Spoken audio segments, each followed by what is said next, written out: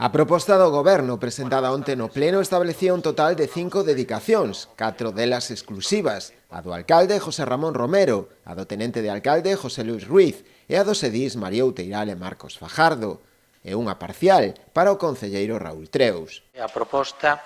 é que haga, a parte da alcaldía, 3 dedicacións exclusivas máis unha ao 50%, cunhas retribucións anuais en 4 pagas para a alcaldía de 58.000 euros,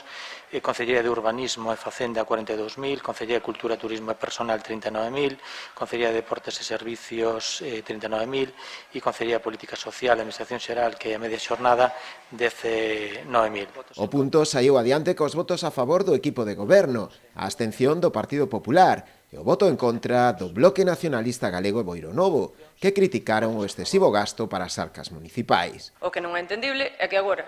con o goberno de 9, que a carga de traballo vai a estar máis repartida entre 9,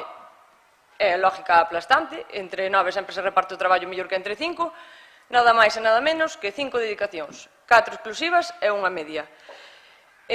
Para que a xente entenda, pois é a diferencia tan clara como que o goberno anterior pasou de costarlle a todos os veciños e veciñas de Boiro 96.000 euros e agora pasa a costarlle 200.000 euros. E o tempo dirá se o que ustedes van a aprobar agora ca súa maioría absoluta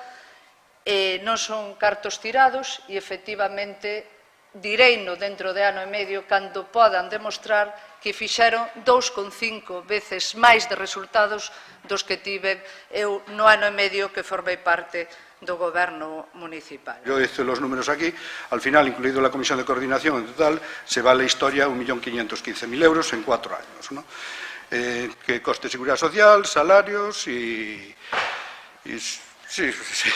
me puedo equivocar 2.000 euros arriba, 2.000 euros abajo, porque lo he hecho a mano, pero bueno, está así la cosa. Tamén saiu adiante a aprobación do persoal eventual, un posto de secretaría persoal e de xefa de gabinete, que lle custarán ao Concello uns 57.000 euros ao ano, un gasto que a voceira de Boironovo tamén criticou. Na sesión tamén se aprobaban as retribucións económicas a cada edil e grupo polas súas asistencias a plenos e comisións e a periodicidade dos plenos, que seguirá a ser mensual, aínda que cambia do segundo ao terceiro xoves de mes.